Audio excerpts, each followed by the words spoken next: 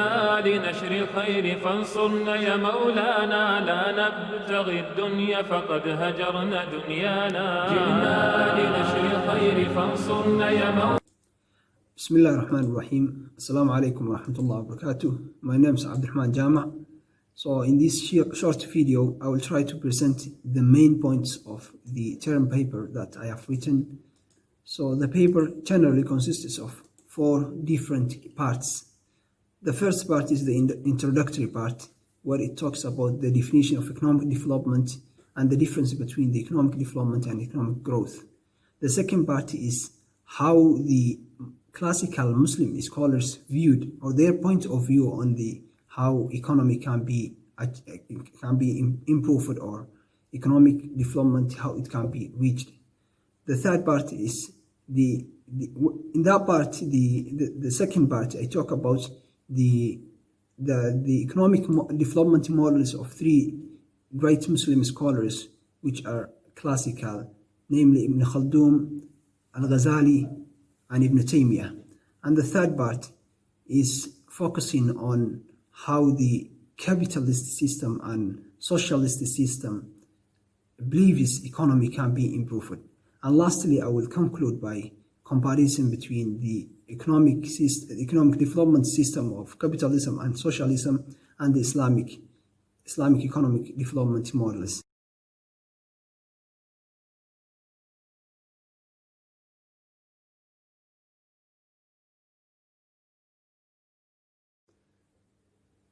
So let's start by defining what is economic development. Economic development is used as synonym for economic growth, but the term economic development is much broader and comprehensive than economic growth. However, growth itself is a crucial factor for development. One of the best definitions for economic development is proposed by the scholar Amartya Sen. Development, according to him, is advancing people's freedom, as well as eliminating any obstacle for achieving higher freedom. He believes that greater freedom allows people to choose their own destiny. Muslim scholars, on the other hand, have contributed different definitions on how we can define different ways on how we can define economic development.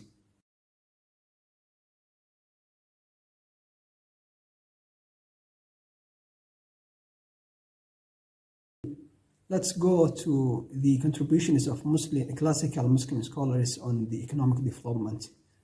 Let's talk about Ibn Khaldun. Ibn Khaldun was a Muslim scholar and a prominent intellectual who has put a lot of thoughts and ideas in different fields, including economics, culture, and politics.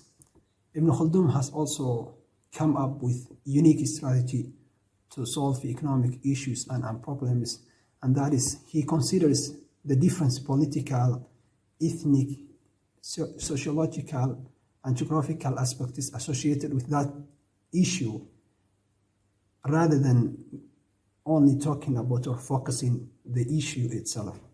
Ibn Khaldun's scope in economic thinking focuses on different angles of economics, such as the price system, the theory of value, production, the law of demand and supply, labor division, and lastly, he talks about the distribution and consumption of wealth and many other aspects of economic issues.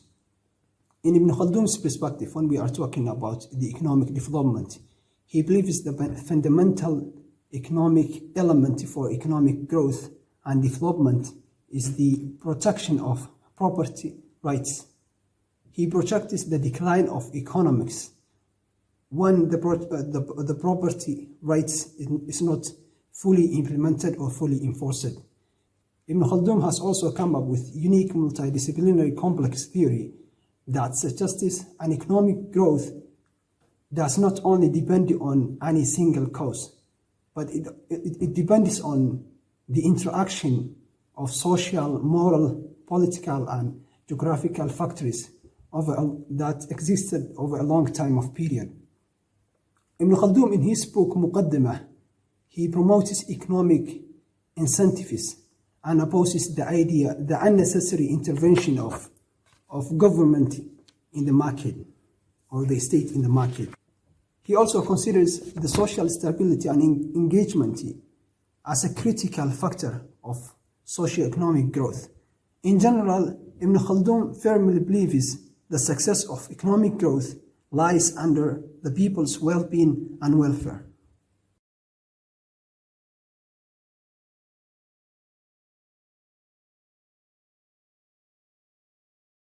The second scholar that the paper projects is the economic ideas of Imam al-Ghazali. Imam al-Ghazali was a classical Muslim philosopher, jurist, and theologian. He was an expert in the field of economy, particularly the ethics of Islamic finance. In general, the economic thinking of Imam al-Ghazali includes the basic principles of individualist actions as economic agents, such as the theory of property, the evaluation of the market, the concept of demand and supply, and also the concept of social welfare and the role of the state in the market. Al-Ghazali's analysis of primary objectives of the economy is based on the philosophy that economic growth is a mean to eternal life happiness. Al-Ghazali also discusses the importance of specialization in the economy and division of labor in his books. He stresses out the significance of trade in the economy. When Imam al-Ghazali addresses the issue of economic progress, he conditions justice, peace, and stability with economic progress or growth. He argues that the state must maintain justice and provide any requirements or every requirement of peace and protection to encourage sustainable prosperity and stable economic growth. So in general, Ibn Khaldun believes that the economic development or growth depends on how the government maintains the basic needs or the basic rights of the people, such as the peace and justice.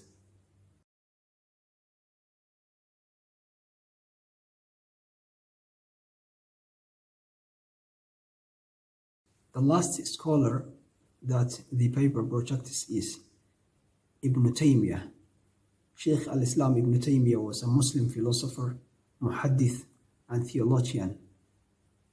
He developed a comprehensive ideas of economic theories and laid out the basic principles of Islamic economics that will be an instrumental in deriving growth and economic equality.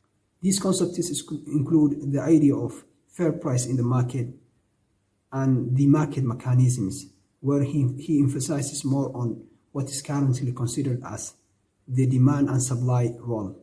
Broadly speaking, Ibn Taymiyyah believes that the market is the center of any nation's economy, and the advancement of the economy is heavily dependent on market conditions.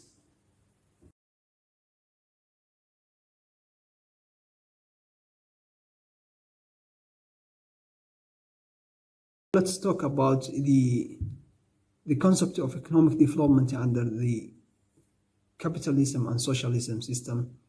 Capitalism is a system of economic production whereby owners or the capitalists acquire the means of production and hire workers who get paid for their labor. While capitalism has in fact helped innovation and prosperity in the modern economic system, it also creates inequalities and contribute to market failures. In the capitalist system, private companies control a country's economy instead of the people whose time and labor powers those companies. A capitalist individual is typically a wealthy person who have a large capital of a large amount of capital, either by money or financial assets invested in business.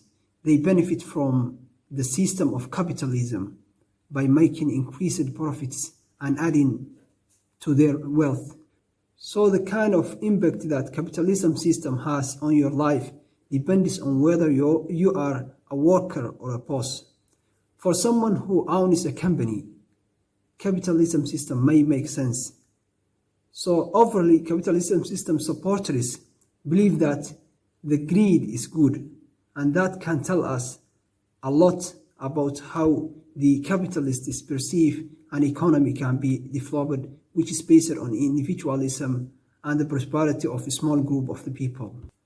Socialism, on the other hand, agrees on the capitalism in terms of some of the fundamental economic theories, such as the theory of demand and supply framework, but they disagree with the proper way of adaptation of these theories. In the socialism system, the government owns and controls the means of production. Sometimes the personal property is allowed, but in the form of consumer goods. Some of the disadvantages of the socialism system include slow economic growth, less entrepreneurial opportunity and competition, which are crucial components for economic development.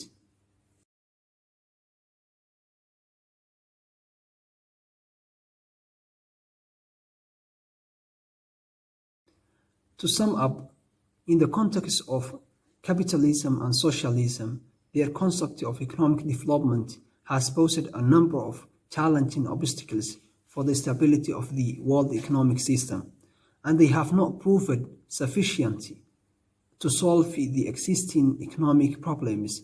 Therefore, solutions need to be found in other models, such as the Islamic economics model. In the Islamic principles, economic development is one of the goals for achieving the prosperity of the Ummah. Both classical and contemporary Muslim scholars provided a useful models that can be used to fix the current status of the economy in the world. But still, there is much work to be done in order to use that models to fix the economic issues that exist in today, and how the Islamic system, the Islamic economic system development model can become a best substitute to other models, as this system promotes social interest rather than individual interest. إنا لنشر الخير فانصرنا يا مولانا لا نبتغي الدنيا فقد هجرنا دنيانا جئنا لنشر الخير فانصرنا يا مولانا